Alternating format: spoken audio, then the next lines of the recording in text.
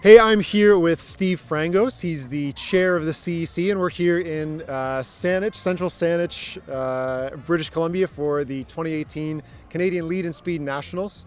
Now, what's special about this event from an organizational standpoint, I'm not sure if anybody cares about that, but I do, is that the CEC has taken over the organization and the management of the event, and that's the first time that that has happened. Is this something that you guys are just experimenting with as a board, or do you see this as kind of the model forward where it's yourselves and not the facilities or the PSOs that actually run the competitions? Hi, Tyler. Great question. I think the answer is yes and yes. So it is a bit of an experiment, and we presented the notion to the boulders that we wanted to explore bringing in the national events sort of closer to the fold. So we had a little more control over the way that the event was running, and more importantly, having an outcome that we were looking for. So depending on what the high performance group is looking for, depending on what those goals are, that we would set our national program and events to sort of feed into that desire. So when we presented the notion to the boulders, they thought it was a great idea, and as you know, they've got a long history of hosting events here, and they were certainly willing to work with us on this new model. And effectively what we're doing is we're working very closely with them. They're still very involved, but we're essentially the organizer of the event in addition to being the national body. How much do the PSOs really play a role? I noticed, all the volunteers, all the judges are wearing SCBC vests today. So in terms of how the organization is structured, how do you guys delegate the tasks throughout this event? Yeah, so in this particular event, we have worked very, very closely with SCBC, and in fact, I would say that they're kind of co-organizers and hosts with us. So when we ventured down the path of looking at doing this kind of event, the truth is that the CEC doesn't have an organizational structure in place in order to host that event. So we have to still partner with our on-the-ground PSOs that are the ones that run all the events all year long, have volunteers in place, have all the setters, and have the route judges and all the volunteers that are kind of necessary. So they've been critical in terms of making this work.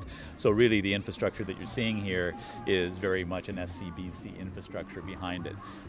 How that evolves down the road remains to be seen.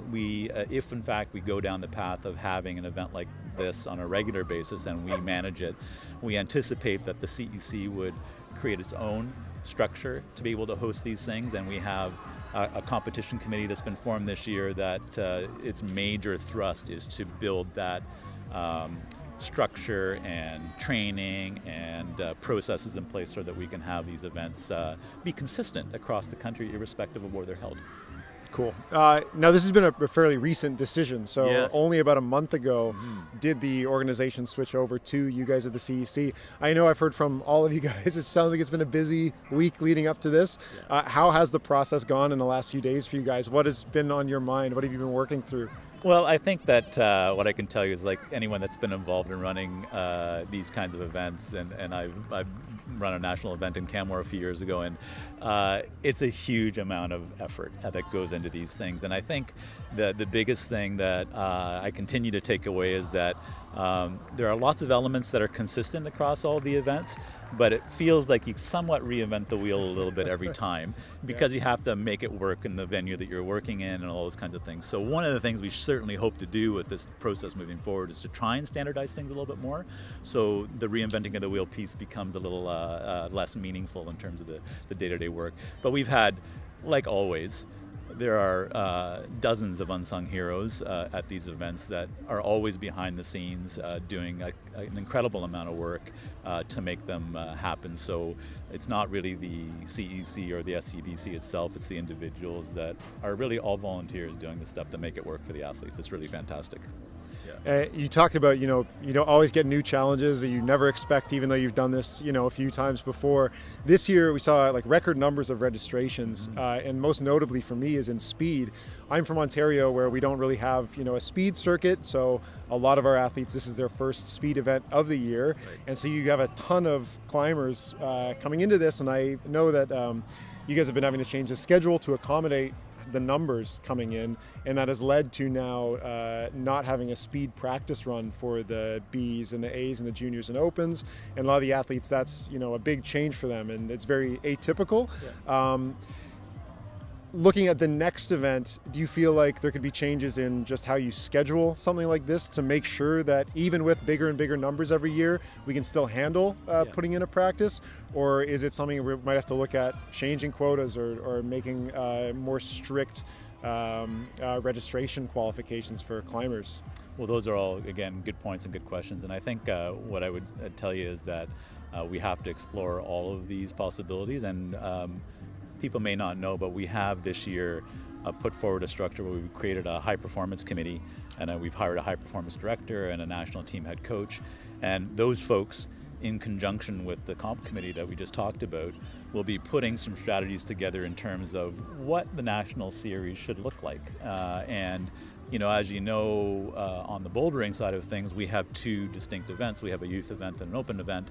And there's certainly a possibility that we explore that kind of thing moving forward.